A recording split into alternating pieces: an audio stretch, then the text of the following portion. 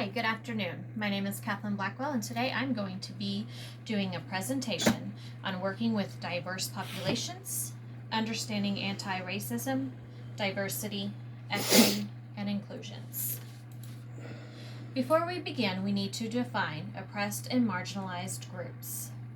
Oppressed and marginalized groups are those who have been historically disempowered and oppressed by influential and discriminating groups.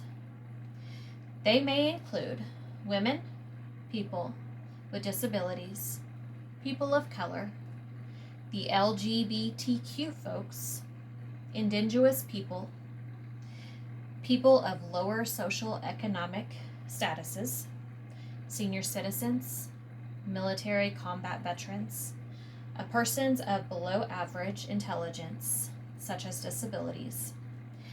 And these groups face various forms of discrimination, inclusion, and violence in our society. I have chosen to go with the Muslim women of the United States. Women and girls in the Muslim communities. I chose to go with this minority group of women in the Muslim communities. Even though they outnumbered the men in their communities, they are a minority due to the fact that they are not allowed to do much without permission. I chose this group because I not only found it interesting in a way, unlike Americans, where we as women play a strong role in our day-to-day society, and even are in charge in some areas such as employment, society, and our home lives. Muslim women obey a whole new set of laws. Here are some brief facts that I have found interesting on Muslim women. Some cannot drive cars. They cannot initiate a divorce. Cannot make contracts. They cannot go to certain places without permission. They are forced to obey dress codes. And some are considered to even be second class. During my research, I found that Muslim women are often expected to be obedient wives and mothers, staying within the familiar environment.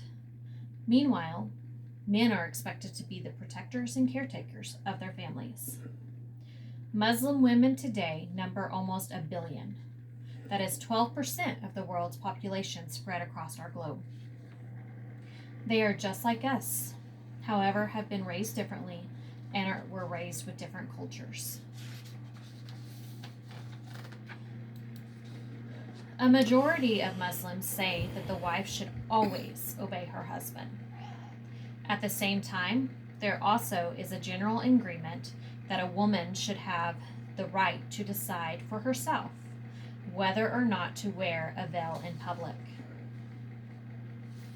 Muslims are less unified when it comes to questions of divorce and inheritance. The percentage of Muslims who say that a wife should have the right to divorce her husband varies widely among the countries that were surveyed, as does the proportion that believes sons and daughters should inherit equally. In some, but not all, countries surveyed, Muslim women are more supportive of women's rights than are Muslim men. Differences on these questions also are apparent between Muslims who want Sharia to be the official law of the land in their country and those who do not. A few comparisons of Muslim and Americans that I found interesting are, such as Muslim women, when they marry, they tend to keep their family's name as an independent and identity for themselves. They cannot file for divorce themselves, and some are allowed to work. As an American woman, when we marry, we usually end up taking our husband's last name. We can file for a divorce, and most of us work in today's society. Discrimination of Muslim women in the United States. Women have been fired from employment here in the United States from wearing their headscarves. They have been kicked out of school, harassed by Americans in the street. Muslim women have the right from the 14th Amendment to be able to practice whatever religion and to do so freely. without being persecuted for it. Muslim women and advocators for them have spoke against this discrimination and moved them up to higher powers such as senators and governors. Now we are going to talk about the different levels of micro, meso, and macro. In a micro level, it would be my job as a social worker to speak to a Muslim woman and discuss with her the discrimination or the other issues that she is facing while trying to find employment and stability here in the United States. Then it would be my job as her social worker to find her the support that she needed, the counselors, the employment, and help counsel her to succeed in the United States. In a meso level, I would work with a small group of these women and help with group sessions, counseling, and establishing support groups for them. In a macro level, it would be my job to work with the community to establish knowledge and support and to establish employment. As a community, we would work together to educate the surrounding people of Muslim women. Here are just a few questions for thought. Do you think women in the Muslim community should be equal to men? Do you think these women should have the right to choose to get a divorce? Do you think they should have the right to decide to wear their headscarves or not? Do you think as a person they should be able to choose to work or not? My opinion on the matter, I think women in the Muslim community should be able to decide what they want to wear, work, stay married to, and or live. I do not think anyone should be told what they can and cannot do.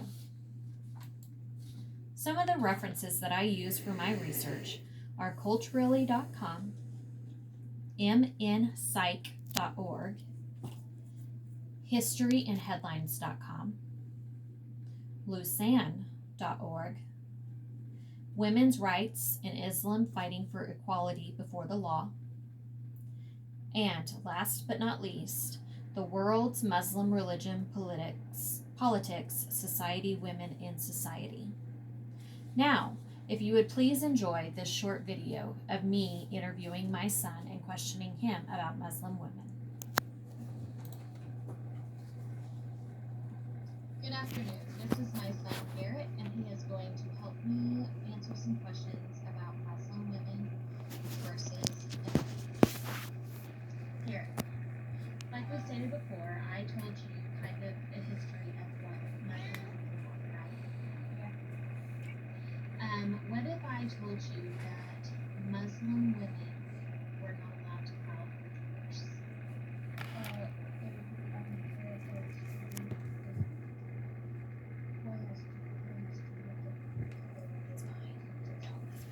So they should have the right to end a relationship if they want to, right? What if I told you that Muslim women sometimes were not allowed to drive vehicles?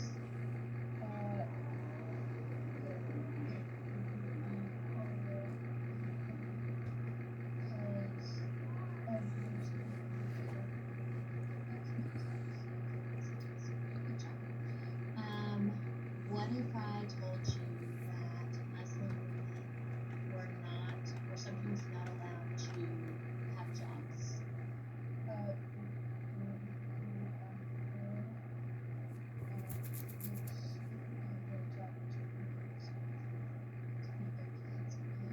What if the dad was working? Should they still have a right to be able to get a job if they wanted to? What if I told you that sometimes a Muslim woman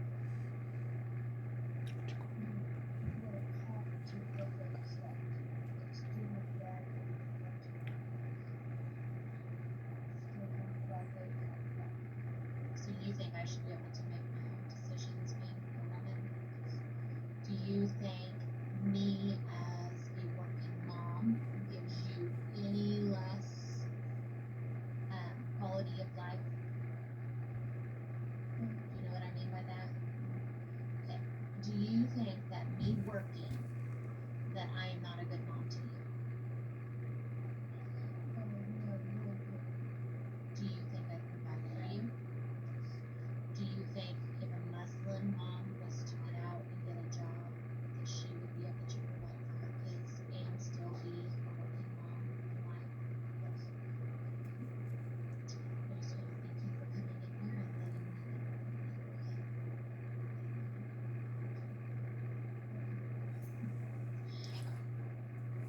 That would be my son Garrett, who also gets discriminated against for being autistic.